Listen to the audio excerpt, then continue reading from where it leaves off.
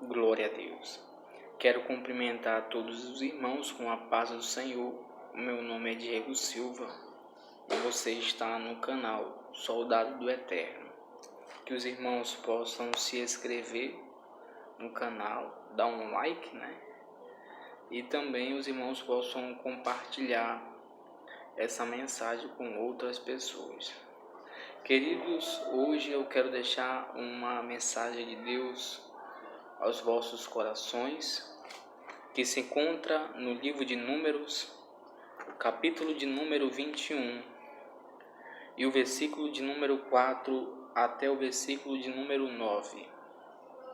Então diz assim a palavra de Deus: Então partiram do monte On pelo caminho do Mar Vermelho, a rodear a terra de Edom. Porém o povo se tornou impaciente no caminho. E o povo falou contra Deus e contra Moisés: Por que nos fizeste subir do Egito, para que morramos nesse deserto onde não há pão e nem água? E a nossa alma tem fastio desse pão vil. Então o Senhor mandou entre o povo serpentes abrasadoras que mordiam o povo, e morreram muito do povo de Israel. Veio o povo a Moisés e disse: Havemos pecado, porque temos falado contra o Senhor e contra ti. Ora, ao Senhor que tire de nós a serpente. Então Moisés orou pelo povo.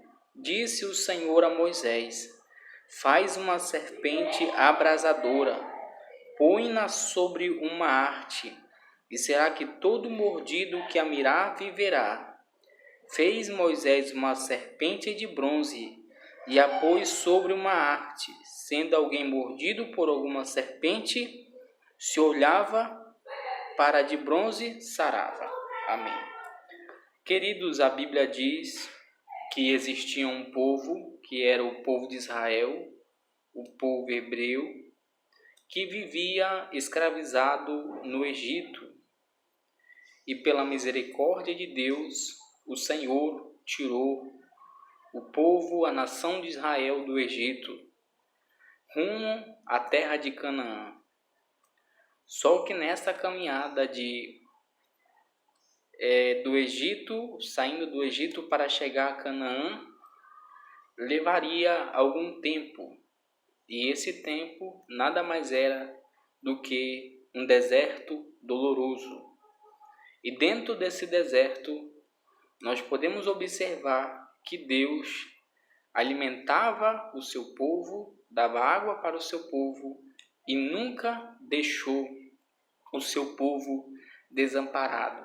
Porém, a palavra de Deus diz, no versículo de número 4, Então partiu do Monte Hermon pelo caminho do Mar Vermelho. Ou seja, o povo estava caminhando no caminho. E quem dava a direção da onde eles deveriam andar e qual caminho eles deveriam seguir era o próprio Deus. Então o povo não estava perdido, o povo estava andando no caminho de Deus. E a Bíblia diz que Jesus é o caminho, a verdade e a vida. Ninguém vem ao Pai senão por Ele. O povo, para poder chegar na terra prometida, precisava passar pelo caminho. E assim somos nós nos dias de hoje. Temos que estar andando no caminho do Senhor. Temos que estar andando no caminho da terra prometida, que é a Nova Jerusalém, que é a nossa salvação. E o nosso Deus diz no livro de Mateus que este caminho é uma porta estreita. A porta estreita significa que nesse mundo, o próprio Jesus disse, passaremos por dificuldades, passaremos por problemas, mas era necessário que nós viemos perseverar na presença do Senhor. Queridos, a Bíblia diz que passando-se o tempo, o povo começou a ficar impaciente no caminho. Queridos irmãos, isso acontece também nas nossas vidas. Muitas das vezes nós ficamos impacientes, inseguros, ficamos impacientes na fé, queremos desistir quando a luta, quando a provação vem para nós, queremos muitas das vezes desistir, mas é necessário que nós viemos depositar na presença de Deus a nossa confiança. A Bíblia também diz, no livro de Lamentações, capítulo de número 3 e versículo de número 9, do que se queixa um homem a não ser dos seus próprios pecados. O povo estava murmurando diante da presença de Deus por conta dos seus pecados. A Bíblia diz que o povo queria pão e o povo queria água para alimentar a sua própria carne. Mas o povo nada mais, nada menos que estava fazendo era murmuração.